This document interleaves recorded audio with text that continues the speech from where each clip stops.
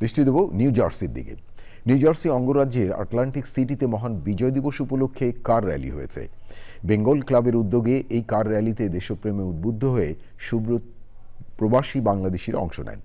বিস্তারিত জানাচ্ছেন সুব্রত চৌধুরী।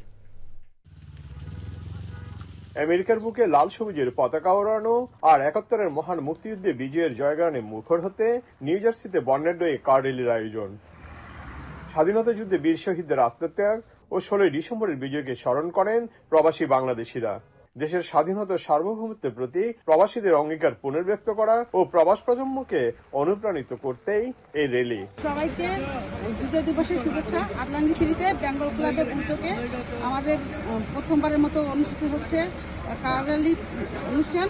আমি এতে অংশগ্রহণ করতে পারে অনেক আনন্দিত। আমরা প্রবাসী সবাই যারা আছি আমরা বাংলাদেশকে মিস করি, বাংলাদেশের বিজয় দিবসকে আরো উদযাপন করতে গিয়ে এই কার র্যালি আটলান্টিক সিটিতে সবাইকে ওয়েলকাম। আটলান্টিক সিটির বেদারফিল্ড থেকে স্থানীয় সময় বিকাল ৪টার পরেই বর্ণাঢ্য কার র্যালির যাত্রা শুরু হয়। শহরের মূল সড়ক প্রদক্ষিণ করে বেদারফিল্ডে এসে শেষ হয় র্যালি। বাংলাদেশের স্বাধীনতার প্রতি এবং দেশের প্রতি আমাদের প্রবাসীদের যে ভালোবাসা, তার একটা বেশ বড় উদ্যোগ হিসাবে বেঙ্গল ক্লাব আয়োজন করেছে।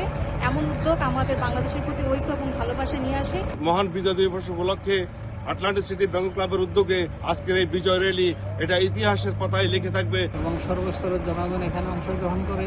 র্যালি চলাকালে বাংলাদেশের জাতীয় সঙ্গীত ও যুদ্ধদিনের কালজয়ী গান অনুপ্রাণিত করে প্রবাসীদের। বেঙ্গল ক্লাবের এই কার র্যালির আয়োজন প্রবাসীদের আনন্দের মাত্রা বহুগুণ বাড়িয়ে দিয়েছে। তারা এই আনন্দ রেণু গায়ে মেখে ফিরে গেছেন যার যার বাড়িতে। অপেক্ষা আরও একটি বছরের। Subrata Chowdhury, channel I, Atlantic city, new jersey, America.